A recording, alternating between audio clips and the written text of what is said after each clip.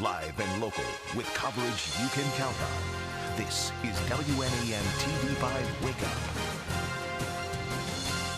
Good morning. We made it to Friday, everybody. Things are looking pretty good for us today. We are starting out with a live look over mid-Michigan. Cooler to start, but we'll see a warm up for today. Thanks for waking up with us. I'm Blake Keller. Let's dive right into your weather forecast. Joining us now is meteorologist John Gross. Hey, John. Hey there, Blake. Good morning. Good morning, everybody at home. Yeah, we're setting up for a beautiful Friday for later on this afternoon. Plenty of sunshine again expected for today. But if you are stepping out the door this morning, definitely a little bit chilly. Grab a jacket before you do head out the door. We'll take you out the door this morning. We'll show you what's going on downtown Saginaw. It's still dark outside for this early morning at 5:30. We'll get you some stats on the numbers. Current temperature right now, we're at 41 degrees. Feels like temperatures coming in right around that because not much of a wind out there for this morning. That's some good news. Unfortunately, we will continue to see the winds increase as we go later on into this afternoon. Visibility issues, mainly for the thumb this morning. Bad acts coming in less than a mile appear. You're reporting about 0.3 of a mile this morning, so while most of us still in good shape, a few patchy fog areas still for this morning. If you do expect some of that on the roadways, just make sure to give yourself a little bit of extra time, get to your destination safely. Temperatures out the door this morning, we've got mainly the 30s and the lower 40s. Right now it's 36 in Alma, 41 in Saginaw, 38 in Flint. We've got 44 in Marlette, 37 in Gladwin. Good morning. 30 degrees in Houghton Lake, 32 right now in Oscoda to the north.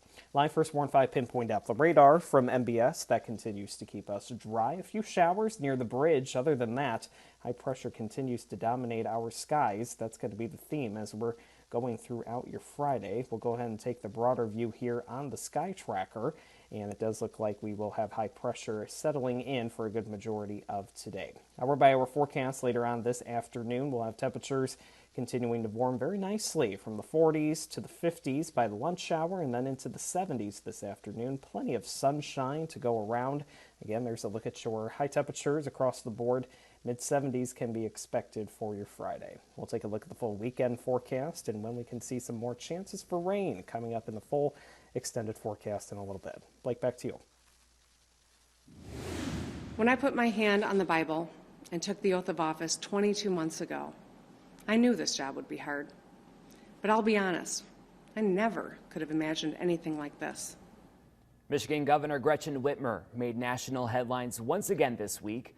The FBI says she was the target of a planned kidnapping plot aimed at overthrowing the state government. Now at least 13 people are accused of participating in that plot. And Governor Whitmer didn't hold back, saying words from the White House are partly responsible. She and President Donald Trump have had a challenging relationship, and she says his comments inflame extremists like the ones who were arrested. TV5's Jonathan Jackson brings us more. It's something that we've been watching, but this took it to a whole new level. Governor Gretchen Whitmer, no stranger to criticism, especially since her tough policies aimed at slowing the spread of COVID-19. Policies that put her at odds with business owners, state lawmakers, and even President Trump. On CNN, she cited Trump as an instigating factor in the reported militia plot to kidnap her and other officials and overthrow the state government. Every time that this White House identifies me or takes a shot at me, we see an increase in rhetoric online, violent rhetoric, and so there's always a connection. Whitmer says when the president speaks, stand back and stand by. He legitimizes extremism. The White House fired back at Whitmer with a statement saying in part, President Trump has continually condemned white supremacists and all forms of hate. Governor Whitmer is sowing division by making these outlandish allegations. But Governor Whitmer says this latest statement is only making the matter worse.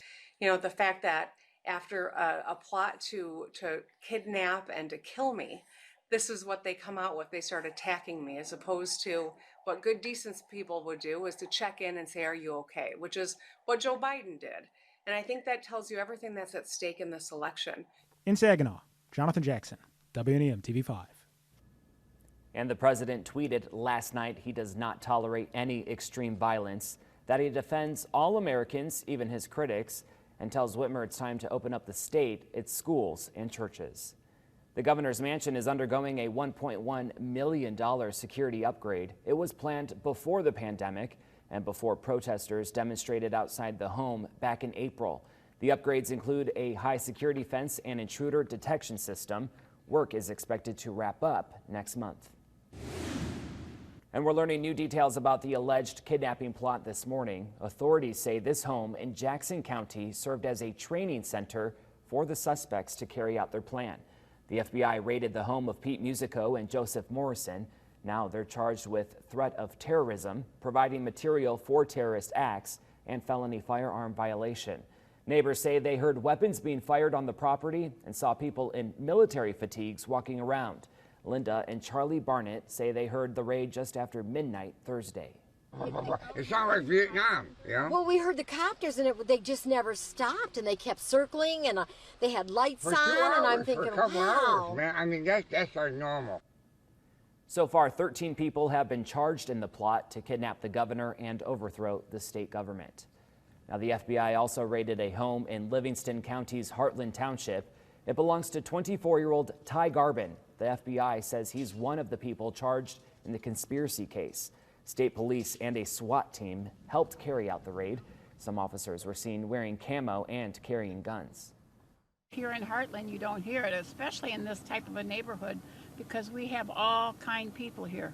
Well, I tell you what, I was floored when I heard on the news at 12 what they were planning, and that is scary. Now, the neighbor said the people had only been living there about a year, kept to themselves, and didn't make much trouble.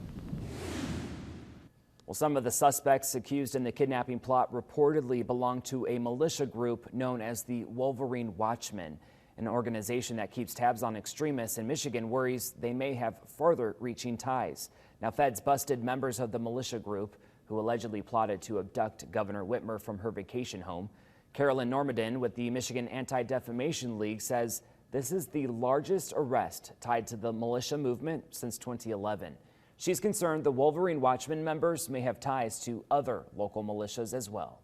There were a couple of social media profiles on a couple of the suspects that had posted memes or likes to specifically an anti-government movement called the Boogaloo Movement. Groups like the Boogaloo Movement, they're looking for civil war.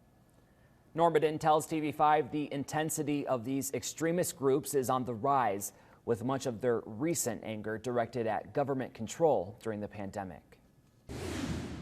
Continuing coverage, today is the 88th birthday of this man, Carl Marker, who's been missing for 3 weeks. He left his home in Saginaw County's Kochville Township, intending to head to Fashion Square Mall.